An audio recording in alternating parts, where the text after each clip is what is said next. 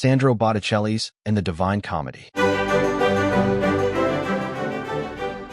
If you love art, make sure to like and subscribe so you don't miss what's coming next. Supernatural saviors, flying creatures, terrifying enemies. You'd think we were talking about a modern graphic novel. But no, all of this comes straight from the 14th century. The Italian poet Dante Alighieri packed the Divine Comedy with epic elements that feel surprisingly modern. And centuries later, Renaissance master Sandro Botticelli brought this world to life in a stunning series of illustrations.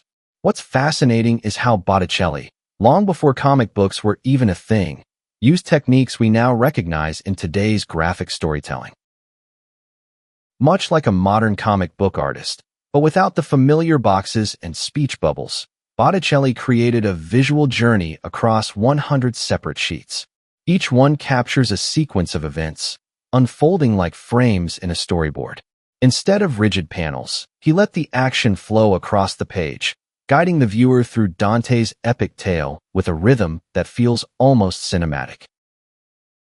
The Divine Comedy, or Divina Commedia in Italian, is the magnum opus of Florentine poet Dante Alighieri, who lived from 1265 to 1321. He likely began writing it around 1307 and completed it shortly before his death. More than just a cornerstone of Italian literature, this epic poem is considered one of the greatest masterpieces in the entire history of world literature. In the Divine Comedy, Dante himself is our narrator. He invites us to follow him on a fictional journey through the afterlife, told across 100 cantos.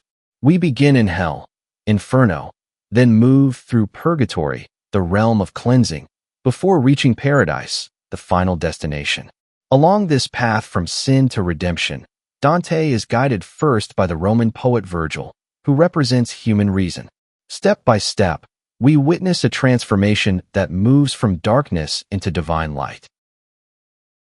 Sandro Botticelli, the genius behind iconic Renaissance paintings like Spring and the Birth of Venus, was commissioned in the late 15th century to create an illustrated cycle based on Dante's celebrated poem.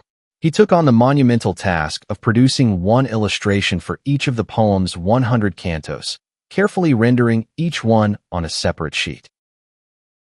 Even though Botticelli stayed remarkably faithful to Dante's text, he went far beyond mere illustration.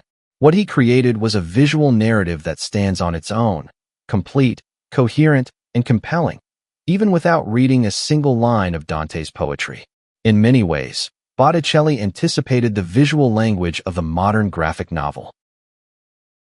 In the 19th century, 85 of Botticelli's 100 drawings were acquired under dramatic circumstances by Friedrich Lippmann, then director of the Berlin Kupferstichkabinett. They came from the private collection of the Scottish Duke of Hamilton, and thanks to that acquisition, they were finally made accessible to the public. So where are the remaining drawings? 7 of the original illustrations, including the very first, are preserved in the Biblioteca Apostolica Vaticana in Rome. That first image shows Botticelli's dramatic vision of hell, a massive, underground funnel with 9 descending circles, reaching all the way to the Earth's center. It looks almost like a cosmic amphitheater. Some of the drawings that follow are also in Rome, while others, sadly, are believed to be lost. The first sheet in the Berlin Kupferstichkabinett's collection picks up the story in Canto 8, dropping us right into the heart of the action. Dante and his guide Virgil have already crossed the early circles of hell. In the upper right corner of the image, we see them entering the 5th circle, a realm of wrath and sloth. Phlegyas, the infernal ferryman, is rowing the 2 travelers across the river Styx, right in front of the gates of the city of Dis. As they cross, damned souls, punished for their spiritual laziness, cling to the boat, trying desperately to escape the swampy waters that trap them. But the gates of Dis are closed to Dante and Virgil. Diabolical guardians bar their way. Still, Botticelli gives us a glimpse beyond the gates. We can already see burning graves inside the city. It's a clever bit of visual foreshadowing, setting the stage for the torments that lie ahead. In each illustration, Botticelli connects the events and narrative details of a single canto, often weaving them together in a flowing S-shaped composition across the page. That's exactly what he does here. Just like a modern comic book artist, he invites us to follow a sequence of moments, turning static images into a sense of continuous action. By repeating the figures of Dante and Virgil within a single image, Botticelli lets us track their path. From the upper right corner, where the river Phlegethon plunges into the abyss, we watch them cross a landscape where the souls of usurers are consumed by fire. At the edge of the pit, they encounter Geryon, a bizarre, hybrid creature with a human head who will carry them down into the eighth circle of hell. It's a surreal moment, and a perfect fit for Botticelli's imagination. In this vividly colored drawing of the eighth circle, Dante and Virgil wear bright robes that make them stand out from the murky, gray-brown terrain of the Malbolge, the concentric trenches of evil. Botticelli uses dull, sickly tones to show how flatterers and prostitutes are condemned to live forever in filth and excrement. You can almost smell the stench. To help us feel the scene, Botticelli draws Dante holding his nose, a small but brilliant detail that brings the atmosphere to life. To keep us grounded in the story, Botticelli cleverly repeats the previous scene, the chasm filled with filth and excrement, at the top of the next image. From that foul pit, Dante and Virgil now stand on a stone bridge, overlooking the next circle of hell.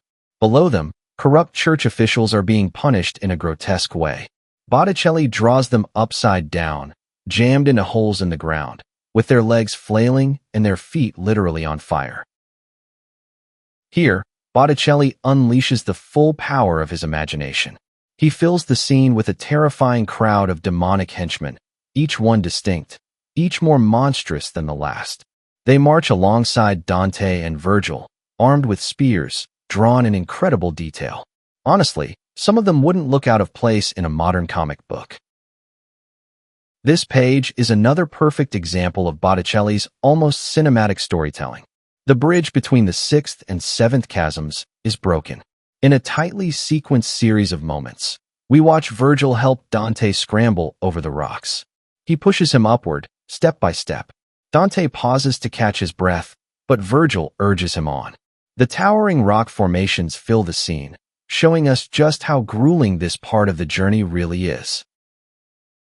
At the end of the eighth circle of hell, giants rise like towers from a massive pit. One of them signals the arrival of the travelers with a blast from a horn. Another giant lifts Dante and Virgil in the palm of his hand and gently lowers them into the ninth circle, the very bottom of hell. Botticelli cleverly positions this scene on the right-hand side of the image, guiding our eyes forward, as if we're watching the motion unfold. We're already anticipating the next moment, the descent into the frozen lake at hell's core. And that descent has just been completed when we turn the page. Botticelli now shows Dante looking up in awe at the giant who helped them down. The Colossus is standing tall again, with his massive legs, and those of the other giants, still visible above, reaching into the higher funnel of hell. But soon, the travelers, and we, the viewers, are drawn towards something far more chilling, the figure of Satan himself. Botticelli shows the three-headed ruler of hell trapped waist-deep in the frozen lake. His 6 enormous wings beat constantly, generating the icy wind that keeps the lake frozen. 2 of those wings are drawn in stunning anatomical detail, right down to the joints and bone structure. To capture this turning point in the journey, Botticelli goes big, literally. He uses 2 sheets of parchment, joined together, to fully illustrate Satan in all his horrifying majesty. Dante and Virgil now begin their escape from hell. They climb down Satan's furry body, descending to the very bottom of the underworld.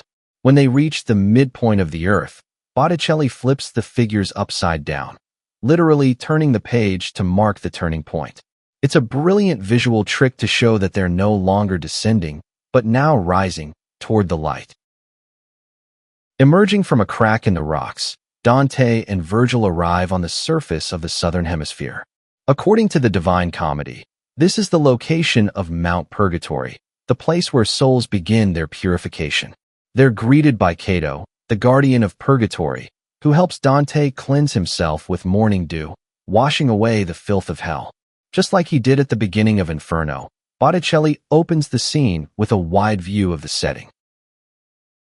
Now, in stark contrast to hell's funnel-shaped pit, Botticelli presents Mount Purgatory as a massive, cylindrical mountain rising from an island in the middle of the ocean.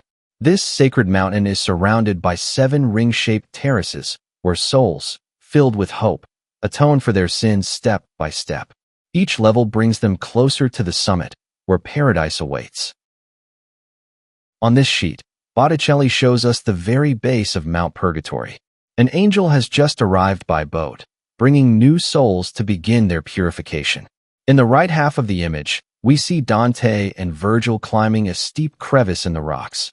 Their path to the first terrace of Purgatory is just beginning.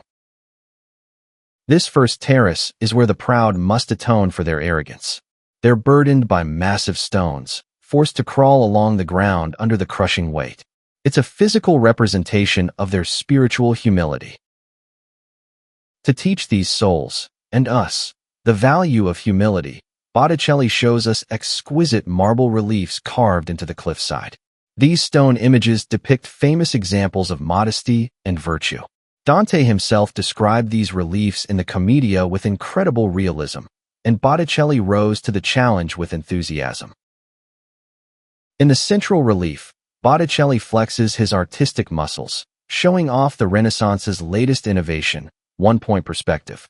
He draws a team of oxen so precisely that it feels like they're charging right out of the stone and into the viewer's space, directly toward Dante and Virgil. And then, Botticelli takes it a step further. On the right-hand side, he creates a picture within the picture. Dante and Virgil stand before a lifelike historical scene carved into the wall, staring at it like museum visitors. Their expressive faces show wonder and delight. With this moment, Botticelli uses Dante's poetry as a stage to highlight his own craft, the power and the limitations of what it means to be an artist. Dante has now reached the summit of Mount Purgatory, the earthly paradise. And here, he encounters the love of his youth, Beatrice. She appears in radiant splendor, riding a magnificent triumphal chariot. No longer just the memory of a lost love, Beatrice now embodies divine wisdom. This is the moment Dante recognizes her, the emotional climax of his journey so far. In the company of Beatrice, Dante leaves behind the earthly realm and enters paradise. She tells him that, freed from the weight of sin, he will now rise with her, climbing through the celestial spheres, drawn toward the source of all being. Botticelli shows this shift by using a more abstract, minimalist style. In one image, Dante and Beatrice float together inside a glowing circle, surrounded by a perfect ring of fire, his visual translation of the radiant souls that fill the heavens. Here, the pair prepares to enter the 7th sphere of heaven. The glowing spirits still accompany them, lighting their path. While Dante describes them as little flames in the Commedia, Botticelli reimagines them as playful cherubs. The couple stands at the foot of a mystical ladder. We even see their faint outlines higher up, as if Botticelli began drawing their ascent, then changed his mind. You can spot where he scratched it out directly on the parchment. In a colored version, this revision would have been hidden with paint. In the 9th sphere, Dante finally beholds the light of God, a dazzling brilliance surrounded by choirs of angels. And tucked away in this very illustration, there's a hidden treasure, Botticelli's own signature. It's a quiet gesture from the artist, marking his presence at the threshold of the divine. Botticelli imagines Dante and Beatrice gliding on a river of light, flowing toward the Empyrean. Their figures are drawn with a delicate touch, almost transparent, as if their bodies are made of pure light. The blessed souls, again represented as joyful cherubs, tumble playfully through the glowing stream. Botticelli fills this scene with warmth and movement, letting us feel the joy, the lightness, and the divine vitality of this sacred moment. Dante is now nearing the end of his journey through the afterlife. And yet, Botticelli never illustrated the final moment, the divine light described in the last canto of the Commedia. The sheet that was meant to close this epic cycle was left blank, and sometime around 1900, it was lost. The journey, both for Dante and for us, ends with a mystery, a final silence, where only imagination can fill in the light. So now, did you like the Botticelli's illustrations of Divine Commedia? Did you think it comes close to the Dante's poem? Let us know in the comments. And don't forget to like this video, subscribe to the channel, and ring the bell so you don't miss our next video from art history. See you.